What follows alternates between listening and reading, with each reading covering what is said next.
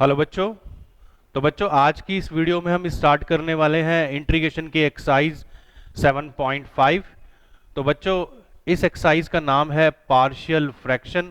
और बच्चों मैं अपनी सारी वीडियो में आपको पहले से बताता आया हूँ, इंटीग्रेशन में हमारे पास 11 एक्सरसाइज हैं 7.1 से लेकर 7.11 तक।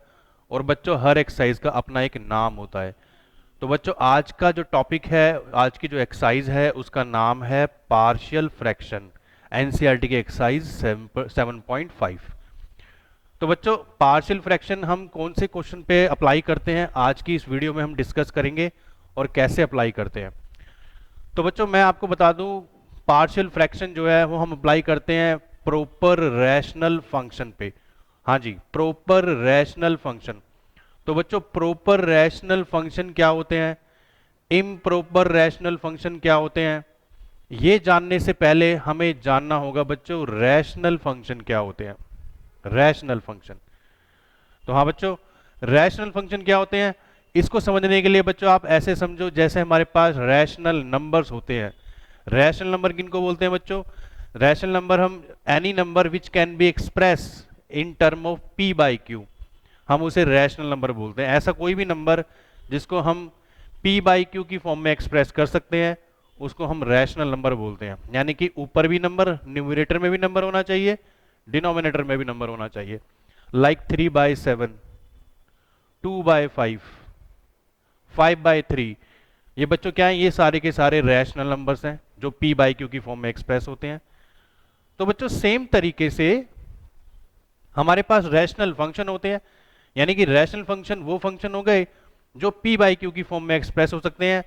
यानी कि उनके न्यूमरेटर में भी एक पॉलिनोमियल होना चाहिए और डिनोमिनेटर में भी एक पॉलिनोमियल होना चाहिए, उसे हम बोलेंगे रैशनल फंक्शन। कैसे बच्चों? ऊपर भी न्यूमरेटर में भी पॉलिनोमियल होना चाहिए, डिनोमिनेटर में भी एक पॉलिनोमियल होना चाहिए। और बच्चों आपको पता है कि कोई भी पॉलिनोमियल होता है उसकी अपनी एक डिग्री होती है। तो पॉलिनोमियल की जो डिग्री होती है वो वेरिएबल की हाईएस्ट पावर होती है जिसे हम डिग्री ऑफ पॉलिनोमियल बोलते हैं। तो बच्चों कोई सी भी डिग्री का पॉलिनोमियल आपके पास न्यूमरेटर में, किसी भी डिग्री का पॉलिनोमियल आपके पास डिनोमिनेटर है, तो ये आपको मिलके बनाएगा एक रैशनल फंक्शन। फॉर एग्जाम्पल हम ले लेते हैं, मैंने यहाँ पे एक रैशनल फंक्शन लिखा एफ ऑफ एक्स, इसका नाम है एफ ऑफ एक्स। मैंने ऊपर लिखा 3x² plus x plus 1 divided by x³ plus x² plus x plus 1। तो बच्चों ये एक रैशनल फंक्शन है जिसमें न्यूमरेटर में भी एक पॉलिनोमियल है और डिनोमिनेटर में भी मेरे पास एक पॉलिनोमियल है। तो बच्चों आप यहाँ पे देख सकते हो न्यूमरेटर में जो पॉलिनोमियल है उसकी डिग्री है 2 और डिनोमिनेटर की डिग्री है 3।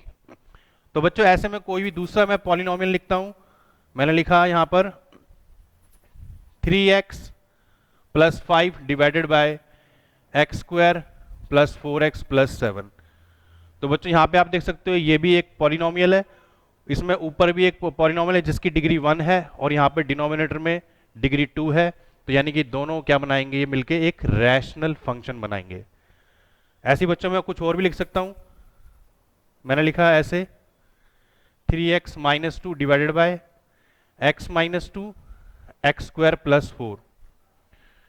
तो बच्चों यहां पर ये क्या है, ये भी एक पॉलिनोमियल है, ये भी एक रैशनल फंक्शन है जिसमें न्यूमरेटर में भी एक पॉलिनोमियल है और डिनोमिनेटर में भी एक पॉलिनोमियल है।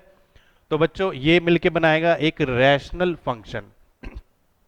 यहां पर देखूं मैं ऊपर वाले की जो डिग्री है वो 1 है और जो डिनोमिनेटर में पॉलिनोमियल है बच्चों उसकी डिग्री 3 है। जब मैं इस ब्रैकेट को ओपन कर दूंगा, यानी x को x² से इसकी स्टैंडर्ड फॉर्म में जब मैं इसको कन्वर्ट कर दूंगा, मैं देखूंगा x को x² से जब मैं इंटू करूंगा तो हाईएस्ट पावर जो मिलेगी मुझे बच्चों वो 3 मिलेगी। तो इसलिए डिनोमिनेटर का जो पॉलिनोमियल है उसकी हाईएस्ट जो डिग्री है यानी डिग्री जो है वो 3 है। तो बच्चों ऊपर पॉलिनोमियल है डिग्री 1 का, नीचे पॉलिनोमियल है डिग्री 3 का, तो ये दोनों मिला के बनाएंगे आपका एक रैशनल फंक्शन।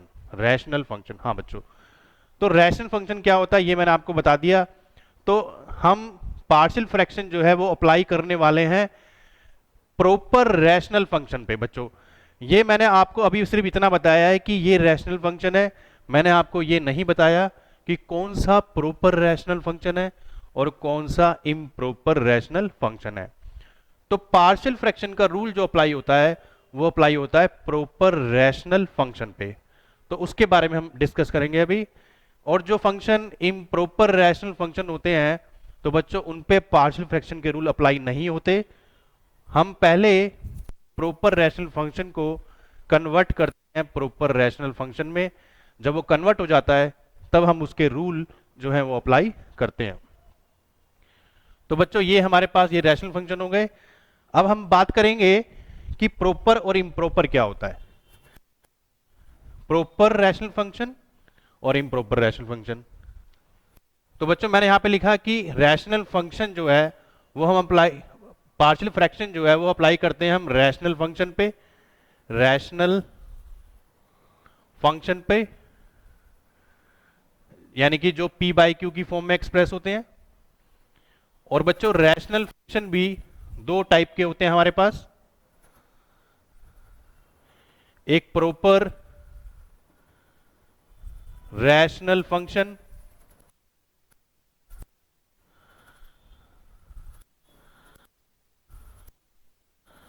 और इम्प्रॉपर रैशनल फंक्शन।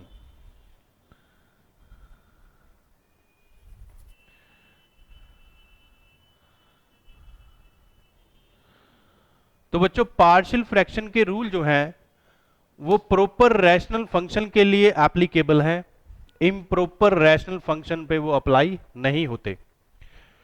तो अगर कोई क्वेश्चन आपका इम्प्रॉपर रैशनल फंक्शन है तो पहले हम उसको कन्वर्ट करेंगे प्रॉपर रैशनल फंक्शन में, तब जाके पार्शियल फ्रैक्शन के रूल हम जो उसके अंदर अप्लाई करेंगे। तो बच्चों पहले देख लेते हैं क्या होता है प्रॉपर रैशनल फंक्शन को। आप कैसे पहचानोगे, अगर इफ डिग्री ऑफ न्यूमरेटर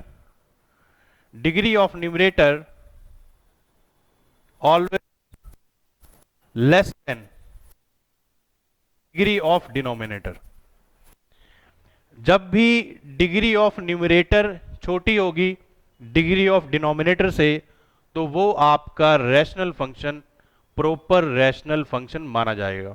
तो बच्चों कैसे, एग्जाम्पल मैंने लिखा यहां पे integration 3x² plus 1 divided by 4x³ plus x² plus x plus 1।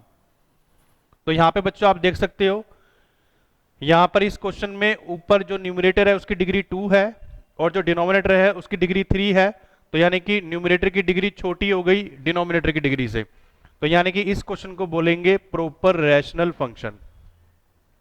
Same तरीके से बच्चों सेकंड एग्जांपल लेता हूं मैंने यहां पे लिखा 3x minus 1 divided by x minus 1 multiply by x plus 2। तो बच्चों यहां पे मैं देख सकता हूं कि ये भी एक प्रॉपर रैशनल फंक्शन है, क्योंकि ऊपर न्यूमरेटर की जो डिग्री है वो 1 है और जो डिनोमिनेटर की जो डिग्री है बच्चों वो 2 है। यानी x को जब मैं x से इंटू करूंगा, ब्रैकेट को जब ओपन करूंगा तब हम डिग्री कंसीडर करते हैं ब्रैकेट ओपन करने के बाद।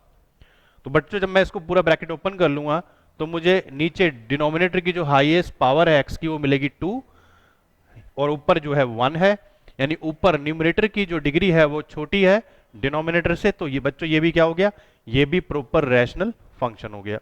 अब बच्चों इम्प्रॉपर कब होगा function, improper if degree of numerator greater than और equal to degree of denominator. बच्चों अगर आपकी न्यूमरेटर की डिग्री बड़ी है या वो बराबर है डिनोमिनेटर के, तब हमारा ये बनाएगा इम्प्रॉपर रैशनल फंक्शन, ये बनाएगा हमारा improper rational function. For example मैंने यहां पे लिखा 3x³ plus x² plus x plus 1 divided by x² plus x plus 2। तो बच्चों यहां पे मैं देख सकता हूं जो न्यूमरेटर है उसकी जो डिग्री है वो 3 है, डिनोमिनेटर की डिग्री 2 है, यानी कि न्यूमरेटर की डिग्री बच्चों ज्यादा हो गई, इसलिए ये जो क्वेश्चन कंसीडर होगा वो होगा इम्प्रॉपर रैशनल फंक्शन में, इम्प्रॉपर रैशनल फंक्शन।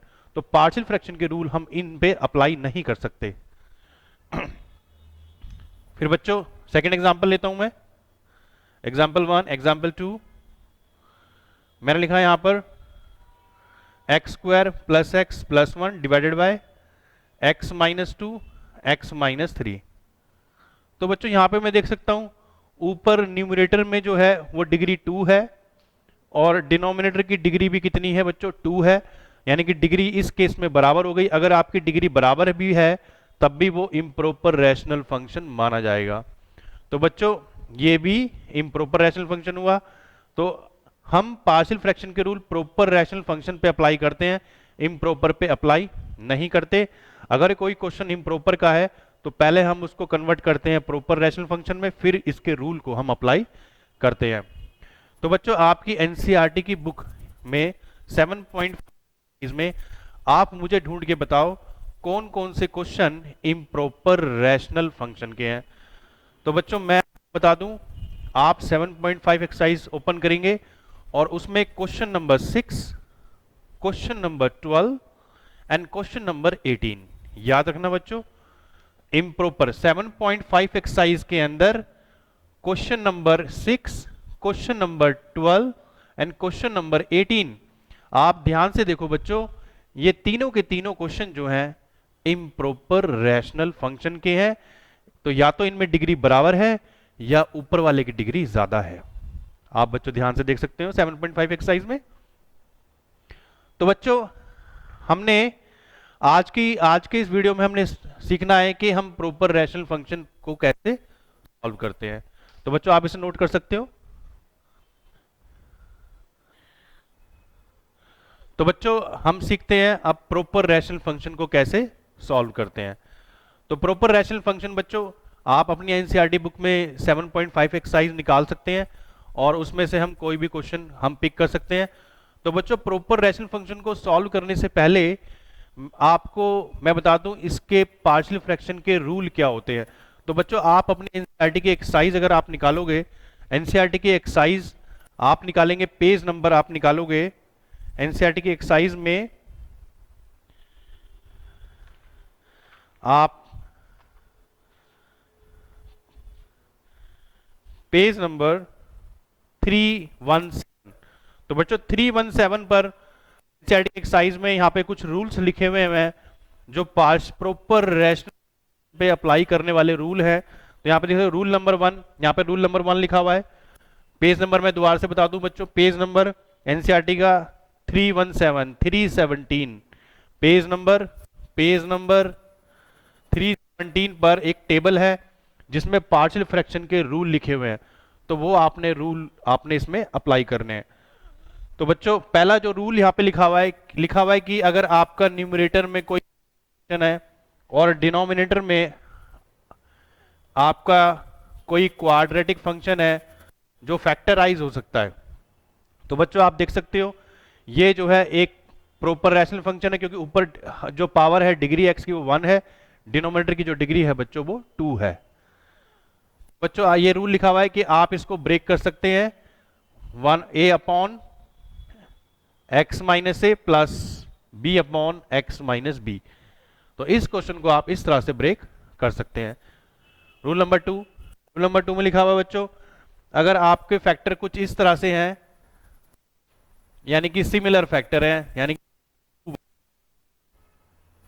अगर आपके डिनोमिनेटर के फैक्टर कुछ इस तरह से हैं तो बच्चों आप इसको ब्रेक कर सकते हो a upon x minus A plus B upon x minus A की होल पावर 2। तो पावर अगर 2 है तो पहले a पे पावर 1 आएगी बच्चों a के नीचे, फिर b के नीचे पावर 2 आएगी। अगर यहाँ पे 3 होता पावर 3 तो बच्चों c के नीचे पावर 3 आती। तो आपका इस तरह से फैक्टर होगा तो आप इस तरह से उसको ब्रेक करोगे।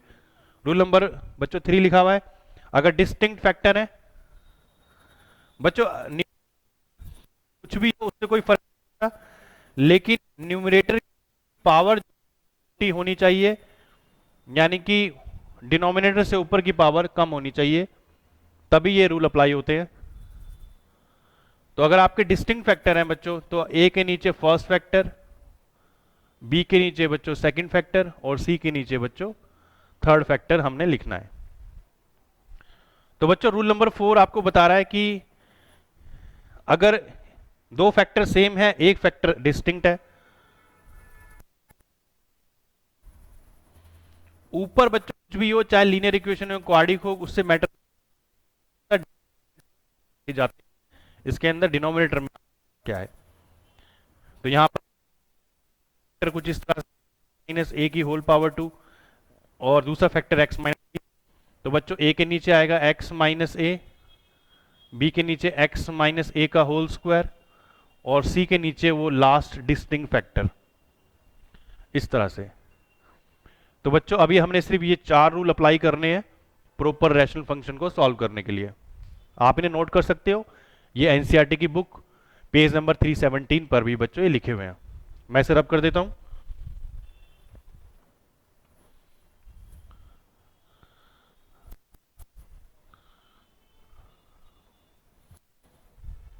तो बच्चों एक्सरसाइज में आते हैं, हम एक्सरसाइज ओपन करते हैं और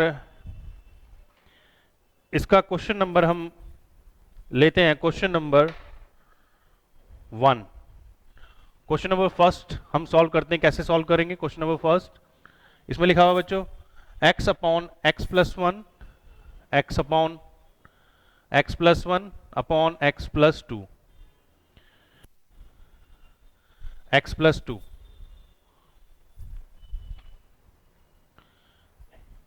ये है बच्चों हमारा proper rational function, proper rational function type 1, type 1।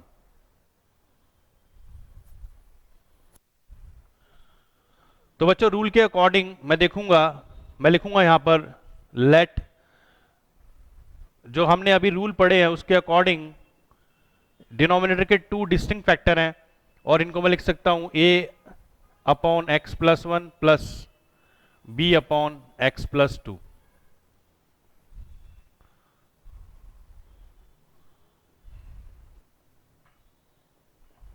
बच्चों आपने ये बिना विदाउट इंटीग्रेशन आपने लेट करना है, विदाउट इंटीग्रेशन आपने लेट करना है। तो मैंने इसको ऐसे लिख दिया जैसे हमारा रूल वाली टेबल में लिखा था, हमने 2 अलग अलग फैक्टर ए के नीचे फर्स्ट एंड बी के नीचे सेकंड पूरे होल क्वेश्चन को लेट किया हुआ है। तो यहां पे बच्चों आपने इंटीग्रेशन नहीं लगाना है अभी। मैं यहां पे एलसीएम लेता हूं, एलसीएम बच्चों मेरा आएगा एक्स प्लस 1 एक्स प्लस 2 और ए के साथ आएगा एक्स प्लस 2 और बी आएगा एक्स। ये बच्चों आपको पता होगा कैसे करते हैं, दिस इंटू दिस, इसको मैंने इससे मल्टीप्लाई किया, फिर इनको फिर क्रॉस मल्टीप्लाई किया, एक्स प्लस 2 को ए से, एक्स प्लस 1 को बी से। ये मेरा एलसीएम हो गया। तो ये बच्चों ये फैक्टर कट गया मेरे पास बचा ये। तो बच्चों मैंने अब क्या करना है, मैंने ए और बी की वैल्यू निकाल ली है, मैंने ए और बी की वैल्यू निकाल ली है। तो बच्चों ए और बी की मैं वैल्यू कैसे निकालूंगा, आपने x में एक ऐसा नंबर इनपुट करना है जिससे ये एक फैक्टर 0 हो जाए। फॉर एग्जाम्पल मैं x में अगर -2 पुट कर दूं यहां पर, तो बच्चों ये 0 हो जाएगा और मेरी b की वैल्यू आ जाएगी। उसके बाद में अगर x में -1 पुट कर दूं तो बच्चों ये वाला फैक्टर 0 हो जाएगा, तो मेरी a की वैल्यू आ जाएगी। तो कौन सी वैल्यू हमें पुट करनी होती है बच्चों, वो आप यहां से कंसीडर कर सकते हैं कि x प्लस 1 है ये अगर, तो आपने एक वैल्यू पुट करनी होगी, x प्लस 1 इक्वल टू 0 कर दो तो x इक्वल टू -1, आपने एक वैल्यू है वो x इक्वल टू -1 पुट करनी है। यहां से प्लस 2 x इक्वल टू आप वैल्यू जो है -2 जो है इसमें पुट करनी है। तो बच्चों पहली वैल्यू मैं पुट कर रहा हूं इसमें x इक्वल टू -1। तो बच्चों यहां पे आया मेरा -1, a -1 प्लस 2 और बच्चों b इंटू 0, ये सारा 0 हो गया। तो मेरे पास बचा -1 इक्वल टू 2 प्लस 2 -1, a आ गया तो a की वैल्यू मेरे पास -1 आ गई। फिर बच्चों मैं -2 पुट करता हूं, पुट x इक्वल टू -2, -2 बच्चों इस वाली इक्वेशन में, ये जो मेरी मेन इक्वेशन है यहां पर मैं पुट करूंगा x की value -2, a -2 plus 2, b -2 plus 1। तो बच्चों -2, ये बच्चों -2 प्लस 2 0 हो गया, यानी कि a इंटू 0 और यहां पे बचा बच्चों मेरे -1, तो -2 इज इक्वल टू -b। तो बच्चों b की वैल्यू आ गई 2, क्योंकि माइनस से माइनस कट गया। तो बच्चों इस तरह से मैंने जो है ए और बी की वैल्यू निकाल ली है। मैंने ए और बी की वैल्यू निकाल दी। अब क्योंकि मैंने पूरा होल क्वेश्चन जो है बच्चों मैंने इसके इक्वलेंट मैंने यहाँ पे माना हुआ है, तो मैं अब इसको इंटीग्रेशन ना करके मैं अब इसको इंटीग्रेशन करूंगा और मेरा आंसर आ जाएगा। यानी मैं अब यहाँ पे लिखूंगा इंटीग्रेशन में a upon x plus one plus integration b upon x plus two. A और बी की वैल्यू निकालने के बाद आपने जो लेट किया था आपने बच्चों इसको इंटीग्रेशन करना है, ए हो जाएगा तो one upon x plus one, यहां से बच्चों b बाहर आ गया one upon x plus to. और बच्चों आपको पता है इसका आंसर क्या होता है, a वन अपॉन एक्स का इंटीग्रेशन लॉग एक्स, तो यह आ जाएगा a log x plus one, B की वैल्यू प्लस सी। तो बच्चों ये आ गया a log x plus one plus B log x plus two plus C. और बच्चों मैं यहाँ पे a और b की वैल्यू पुट करूंगा और मेरा आंसर रेडी है। a की वैल्यू बच्चों माइनस वन है, मैंने यहाँ पे माइनस वन पुट किया, माइनस वन, और b की वैल्यू बच्चों टू है। ये मेरा आंसर आ गया। तो बच्चों आप इसका स्क्रीनशॉट ले सकते हो, कैसे मैंने किया है एक बार आप खुद से प्रैक्टिस कर सकते हो। अब चलते हैं बच्चों सेकंड क्वेश्चन पे। सेकंड क्वेश्चन जो कि है one upon x square minus nine, one upon x square minus nine.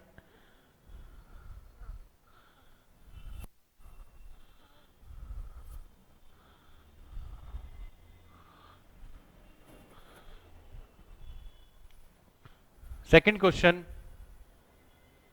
One upon x square minus nine. तो बच्चों ये अभी मेरा फैक्टर की फॉर्म में नहीं है, तो मैं इसको फैक्टर कर दूंगा। पहले मैं इसको लिख दूंगा 9 को 3 का स्क्वायर, और यहां पे बच्चों प्रॉपर्टी लगा दूंगा ए स्क्वायर माइनस बी स्क्वायर की, यानी कि a plus three x plus three और x माइनस थ्री। तो यहां पे बच्चों मेरे दो डिस्टिंक्ट फैक्टर आ गए। तो सेम तरीके से मैं इसको लेट करूंगा विदाउट इंटीग्रेशन। विदाउट इंटीग्रेशन मैं इनको लेट करूंगा a के नीचे फर्स्ट वाला फैक्टर प्लस b के नीचे सेकंड वाला फैक्टर। और बच्चों मैं यहां पे इसका एलसीएम ले लूंगा। तो एलसीएम आपको पता है दिस इंटू दिस, और फिर cross multiply this into this.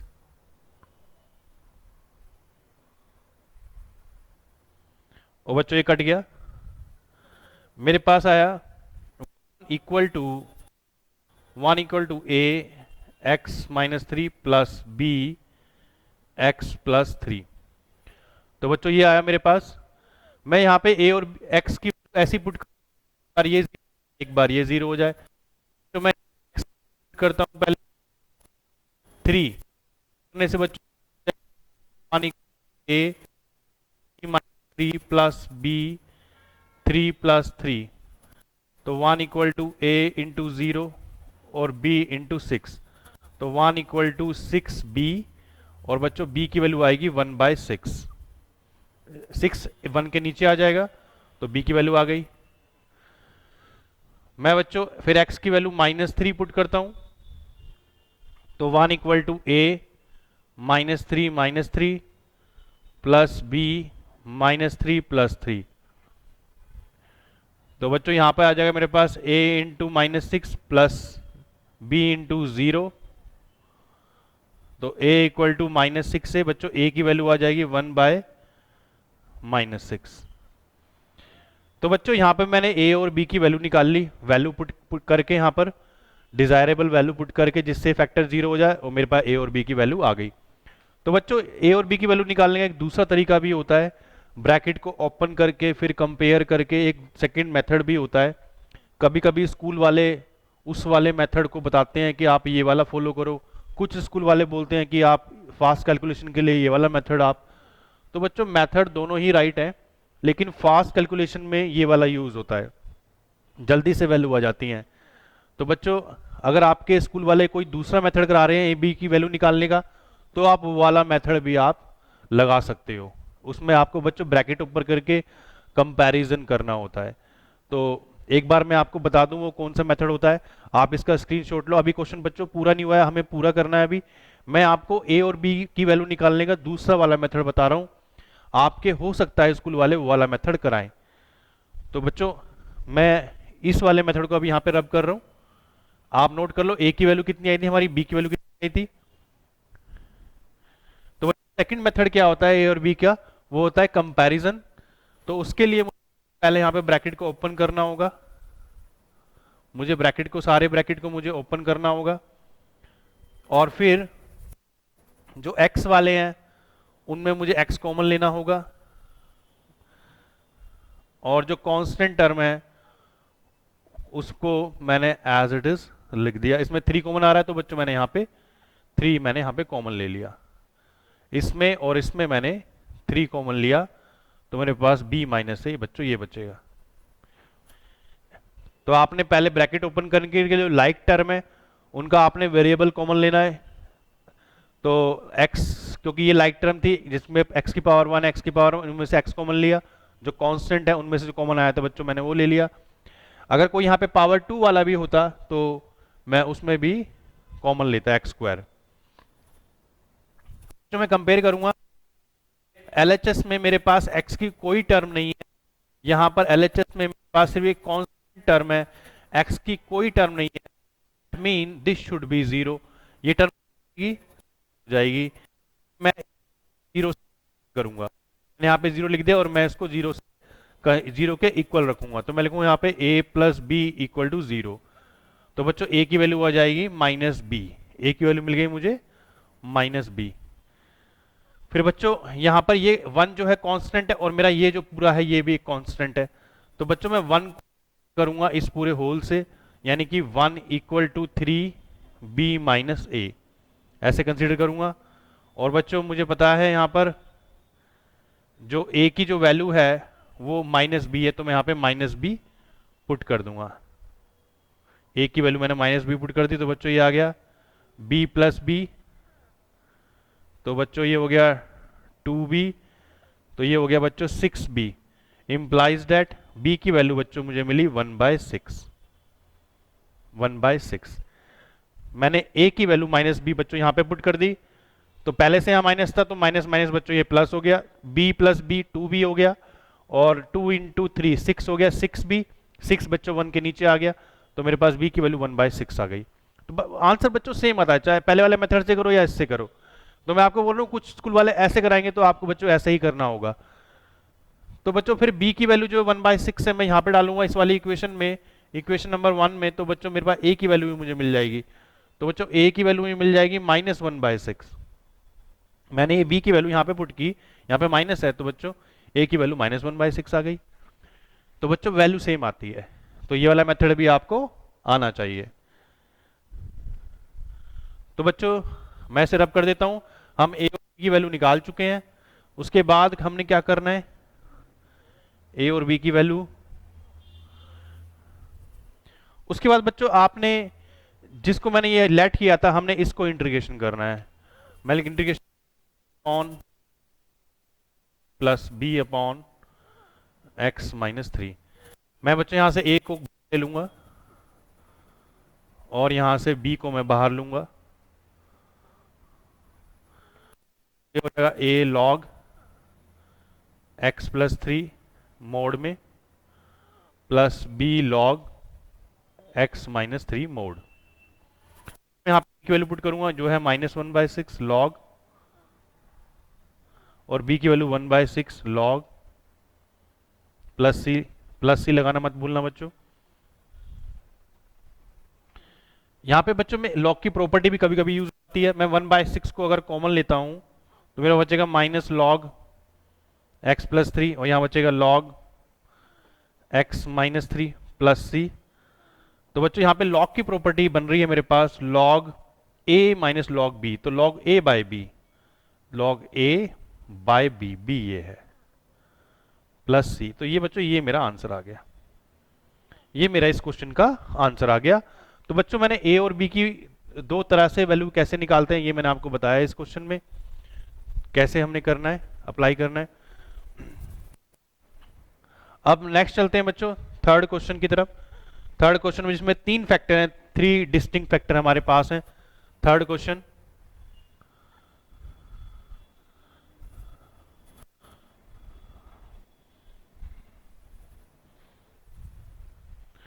Third question है बच्चों, integration 3x -1 upon x -1 x -2 x -3।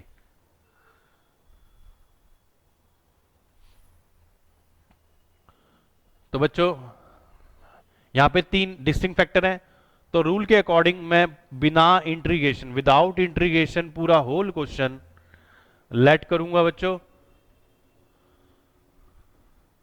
इसमें मैं a के नीचे x -1 प्लस c के नीचे x -2 प्लस c के नीचे x -3 पुट करूंगा रूल के अकॉर्डिंग। पेज नंबर 317 पे आप जाके रूल देख सकते हैं।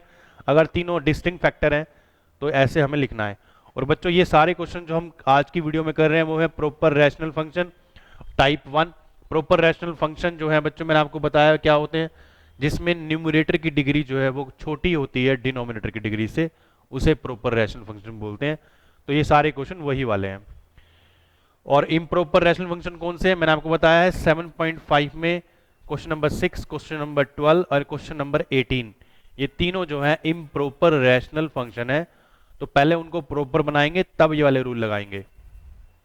तो उनका नंबर बेटा अभी नहीं आया है, उनका नंबर बाद में आएगा। आज का हमारा टाइप ये ही है जिसमें हम सारे के सारे प्रॉपर रैशनल फंक्शन को सॉल्व करेंगे। तो बच्चों मैं यहां पे एलसीएम ले लेता हूं।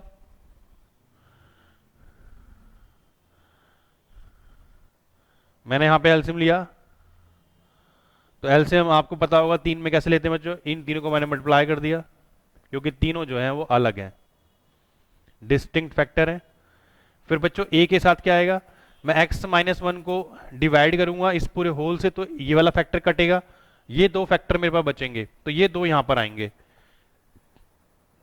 दोबारा से आप देख लो बच्चों मैंने क्या किया, पहले तीनों को मल्टीप्लाई किया, ये इनका एलसीएम है। और फिर a के नीचे x -1 है तो वो इस वाले x -1 को कट करेगा, तो दो ये बचेंगे वो यहां पर आएंगे। फिर फिर b के नीचे x -2 है वो इसको कट करेगा, तो मेरे पास ये फर्स्ट और लास्ट फैक्टर बचेगा वो यहां पर आएगा। ये बच्चा एलसीएम लेने में मिस्टेक मत कर देना। फिर बच्चों c के साथ, c जो है x -3 इसको कट करेगा, दो फैक्टर बचेंगे।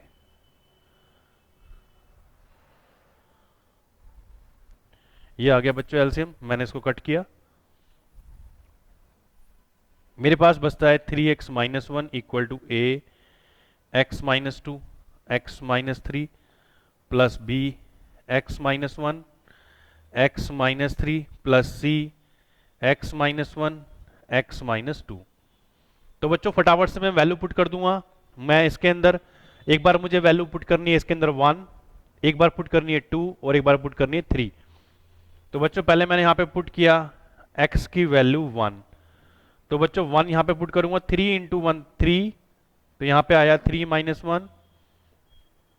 यहां पे पुट किया बच्चों 1 -2, तो बच्चों ये आया माइनस a इंटू -1। यहां पे पुट किया तो यहां आया -2। और बच्चों ये जीरो हो गया और ये वाला भी जीरो हो गया, क्योंकि 1 -1 0 1 -1 0 प्लस 0। तो बच्चों मुझे यहां पे मिला 2 equal to minus minus plus 2a। तो बच्चों a की वैल्यू जो मुझे मिल रही है वो मिलती है यहां पर 1 की वैल्यू बच्चों मुझे यहां पे 1 मिल गई, a इक्वल टू 1। उसके बाद बच्चों फिर मैं x की दूसरी वैल्यू पुट करूंगा 2, x की वैल्यू 2 पुट करता हूं, पुट x इक्वल टू 2। तो बच्चों 2 मैं यहां पे पुट करूंगा इस जगह पे, तो 3 इंटू 2 6, 6 माइनस 1 5। यहां पे बच्चों 2 पुट किया, 2 माइनस 2 0, ये पूरा होल 0 हो गया। यहां पे पुट किया तो b 2 minus 1 1, 2 minus 3 minus 1 plus, और यहां पे 2 पुट किया तो बच्चों ये भी 0। तो मेरे पास जो मिला 5 इक्वल टू माइनस बी, बच्चों इंप्लाइज दैट b की वैल्यू मुझे मिलती है -5। तो a की वैल्यू 1 मिली मुझे, b की वैल्यू -5 बच्चों यहां पे मिलती है, b की वैल्यू -5।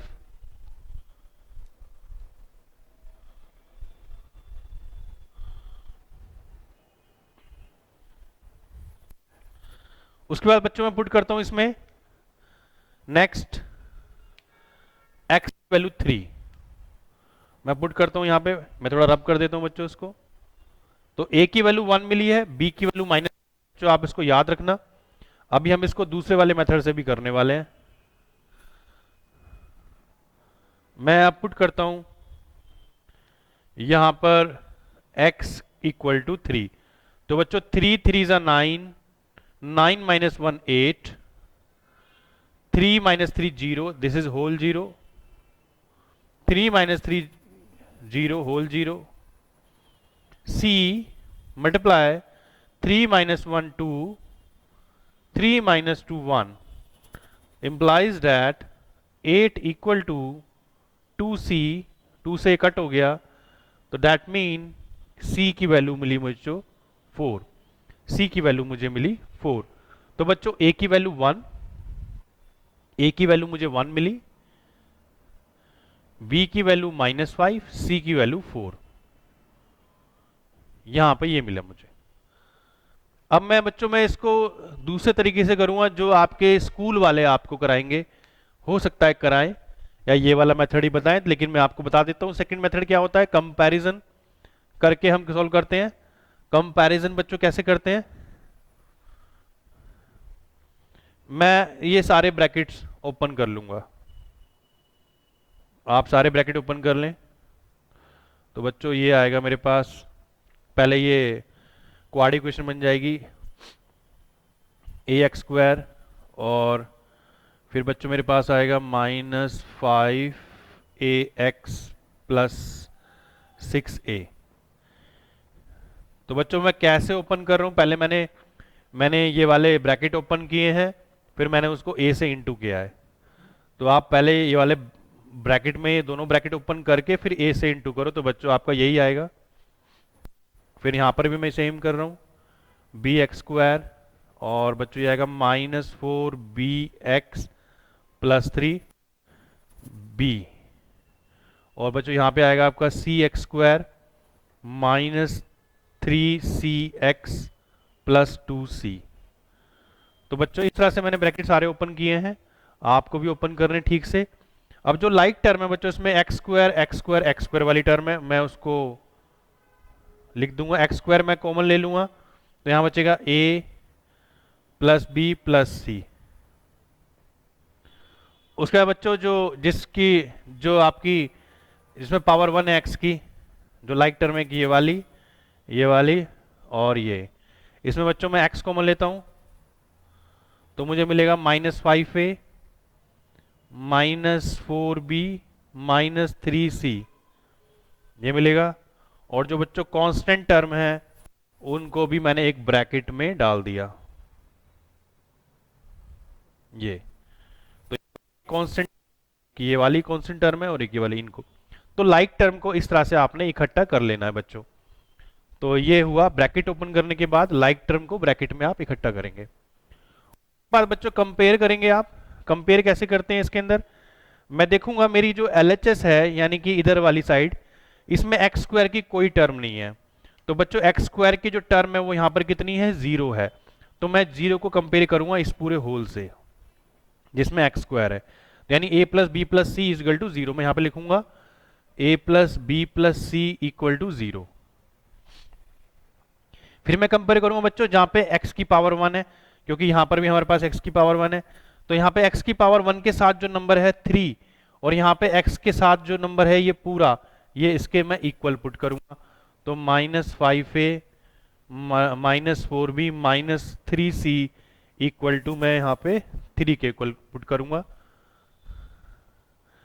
और बच्चों फिर लास्ट कौन से, -1 जो है इस सारे के इक्वल होगा, -1 यानी कि 6a plus 3b plus 2c is equal to -1। तो बच्चों ये मेरी 3 इक्वेशन आ गई। अब इन तीनों को मुझे सॉल्व करना है। तो बच्चों मुझे थोड़ी सी स्पेस चाहिए, मैं इसको रब कर रहा हूं पूरे क्वेश्चन को, मैं यहां से इसको रब कर रहा हूं।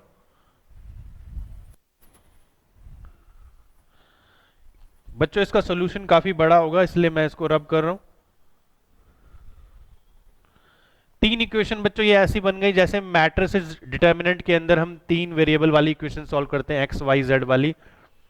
तो बच्चों मैट्रिक्स और डिटर्मिनेंट वगैरह बना के इन्वर्स निकालते हैं मैट्रिक्स का, उसको फिर अप्लाई करते हैं, काफ़ी बड़ा सॉल्यूशन होता है उसका। तो हालांकि हमने इसमें मैट्रिसेस वाला प्रोसेस तो बच्चों नहीं लगाना है, हमने बस इसको वैसे ही लीनियर इक्वेशन की तरह सॉल्व करना है। कम कैसे करना है बच्चों, मैं ऐसा करूंगा कि मैं फर्स्ट वाली इक्वेशन को, फर्स्ट इक्वेशन ये सेकंड इक्वेशन है, ये बच्चों थर्ड इक्वेशन है, फर्स्ट वाली इक्वेशन को मैं 5 से इंटू कर लेता हूं, यानी कि फर्स्ट वाली इक्वेशन को 5 से इंटू कर लेता हूं और प्लस कर देता हूं उसमें सेकंड इक्वेशन।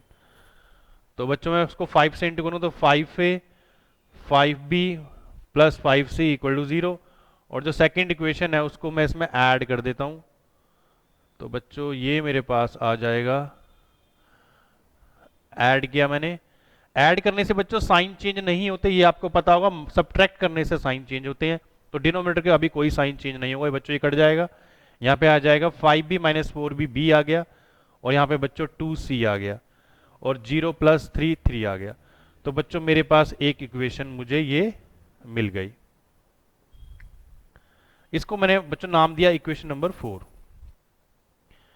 तो बच्चों अब मैं ऐसा करता हूं कि मैं फर्स्ट वाली इक्वेशन को मल्टीप्लाई करता हूं 6 से और सब्ट्रैक्ट कर देता हूं 3 वाली इक्वेशन में, 3 वाली इक्वेशन में। तो बच्चों मैं a वाली को मैं इंटू कर रहा हूं 6 से, तो ये आएगा 6a 6b 6c equal to 0, और जो थर्ड इक्वेशन है वो है 6a plus 3b plus 2c is equal to -1। इनको बच्चों में सब्ट्रैक्ट करता हूं, सब्ट्रैक्ट में साइन चेंज होते हैं, इसका साइन हो जाएगा नेगेटिव, इसका नेगेटिव, इसका नेगेटिव, इसका बच्चों पॉजिटिव। तो यहाँ से 6 से कट गया, 6b में से 3b माइनस करूंगा तो बच्चों मेरे पास बचेगा 3b, बड़े वाले का साइन आता है पॉजिटिव आएगा क्योंकि 6 जो है बड़ा है 3 से, बड़े वाले का साइन आएगा। सेम तरीके से बच्चों यहाँ आएगा 4c, 6 में से 2 माइनस हो गया तो बच्चों 4c साइन बड़े वाले का आएगा, और यहाँ पे आ गया इक्वल टू 1। तो बच्चों ये वाली इक्वेशन मेरे पास आ गई, इसको नाम दिया मैंने इक्वेशन नंबर 5। तो बच्चों अब मैं 4 और 5 वाली इक्वेशन को मैं सॉल्व करूंगा। आप देख रहे हो बच्चों कितना बड़ा प्रोसेस है ए बी सी की वैल्यू निकालने का। ये कंपैरिजन मेथड इसे बोलते हैं पार्शियल फ्रैक्शन के अंदर, बड़ा ही काफी बड़ा मेथड होता है जब आपके 3 वेरिएबल आ जाएं ए बी सी, जब आपको 3 की वैल्यू निकालनी, 2 का तो कोई, अगर आपके बच्चों 2 होते ए और बी तो इजी होता, लेकिन ए बी सी अगर होगा तो काफी बड़ा हो जाएगा। इसलिए आप ये वाला मेथड अगर स्कूल वाले बोलेंगे तभी लगाओ, वरना जो मैं पहले वाला मेथड बता गया है मैंने आपने, आप उसी को यूज करें। तो बच्चों मैं आप क्या कर रहा हूं, फर्स्ट फोर्थ वाली इक्वेशन को मल्टीप्लाई कर रहा हूं, फोर्थ वाली इक्वेशन को मल्टीप्लाई करूंगा 3 से और सब्ट्रैक्ट करूंगा 5 वाली इक्वेशन में। तो उसको मैंने 3 से मल्टीप्लाई किया, 3b 6c, यहाँ आ गया बच्चों 9, और इसको मैंने 5 वाली इक्वेशन से सब्ट्रैक्ट किया, माइनस माइनस माइनस बच्चों ये कट हो गया, यहाँ पे आ गया मेरे पास 2c, और बच्चों यहाँ पे आ गया मेरे पास 8, 6 माइनस 4 बच्चों ये आ गया 2c, और यहाँ पे आ गया 9 माइनस 1 8। तो बच्चों इससे मैं काट दूंगा, यानी कि 2c इज इक्वल टू 8, तो बच्चों c की वैल्यू आ जाएगी 8/2, या इसको ऐसे काट लो तो c की वैल्यू बच्चों कितनी आ गई, 4 आ गई। तो मैं हम ऑलरेडी c की वैल्यू जो है 4 निकाल चुके हैं पहले वाले मेथड से। तो c की वैल्यू बच्चों, आंसर बच्चों सेम आता है, तो c की वैल्यू 4 आ गई। अब मैं c की वैल्यू को मैं इस फोर्थ वाली इक्वेशन में पुट कर देता हूं। तो बच्चों फोर्थ वाली इक्वेशन में यहां पे c की वैल्यू पुट कर रहा हूं, तो ये आएगा b plus 2 into 4 equal to 3। तो बच्चों ये हो गया 8 इक्वल टू 3, तो b की वैल्यू आ जाएगी 3 माइनस 8 जो कि है -5। तो बच्चों b की वैल्यू मिली मुझे -5, और b की वैल्यू -5 हाँ मैं पहले सही में मैं निकाल चुका हूं बच्चों, तो b की वैल्यू -5 मुझे मिल गई। अब मैं c और b की वैल्यू इक्वेशन नंबर 1 में बच्चों में यहां पुट कर देता हूं। तो ये है a plus b plus c equal to 0। तो बच्चों b की वैल्यू -5 और c की वैल्यू मेरे पास 4, तो ये आ गया बच्चों -1 इक्वल टू 0, तो a की वैल्यू आ गई 1। तो a की वैल्यू 1। देखो बच्चों, वैल्यू सेम आई है, तरीके अलग अलग हैं, लेकिन कंपैरिजन वाला मेथड बच्चों बहुत ही लंबा होता है। इतने में तो आपके 3-4 क्वेश्चन बच्चों सॉल्व हो जाएं, ये इतना बड़ा मेथड है। तो बच्चों आपकी जब 3 वैल्यू हो ए बी सी, तो आप इस मेथड को इग्नोर ही करो तो ज़्यादा बेटर है। आप दूसरे वाला मेथड, जो पहले वाला मेथड है, आप उसको ही अप्लाई करें। तो बच्चों ये देख लो। लेकिन बच्चों अगर आपके स्कूल वाले बोलेंगे तो इसमें आपके पास फिर कोई चॉइस नहीं है, आपको फिर यही वाला मेथड आपको अप्लाई करना होगा। आप अपने स्कूल टीचर से पूछ सकते हो। तो बच्चों फिर मैं आगे चलते हैं, मेरे पास आगे उसके बाद इंटीग्रेशन कैसे करना है।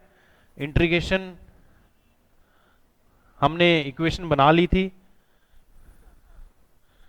तो बच्चों हमारे पास मुझे इंटीग्रेशन करना है अब a अपॉन x माइनस 1 को plus integration b upon x minus 2 को और c अपॉन x माइनस 3। तो यहां से बच्चों a बाहर आ जाएगा 1 अपॉन x माइनस 1, b बाहर आ गया 1 अपॉन x माइनस 2, c बाहर आ गया, ये आ गया। तो बच्चों यहां आ जाएगा a log x minus 1, b log x minus 2, c log x minus 3 plus c। तो बच्चों यहां पे डाल देता हूं, a की वैल्यू कितनी है 1 और b की वैल्यू -5, c की वैल्यू बच्चों 4। ये मेरा आंसर आ गया, ये बच्चों मेरा आंसर आ गया। आपने अब तक मैंने जितने क्वेश्चन कराए बच्चों, उन सारे क्वेश्चनों की प्रैक्टिस करनी है, और फिर बच्चों नेक्स्ट पार्ट में हम इसके बाकी बचे हुए क्वेश्चन सॉल्व करेंगे। तो बाकी बचे हुए क्वेश्चंस हमारे पास हैं, इसके अंदर क्वेश्चन नंबर 4, क्वेश्चन नंबर 5 और बच्चों क्वेश्चन नंबर 8, 9, 10 और उसके बाद 14। तो बच्चों उसके बाद हमारे पास और भी क्वेश्चन है, क्वेश्चन नंबर 22 और 19। ये क्वेश्चन सॉल्व करेंगे, तब जाके हमारा ये प्रॉपर रैशनल फंक्शन जो है बच्चों फिनिश होगा। तो बच्चों बाकी बच्चे क्वेश्चन हम पार्ट में करेंगे, तब तक आप बच्चों इन क्वेश्चन की प्रैक्टिस करो। Thank you so much.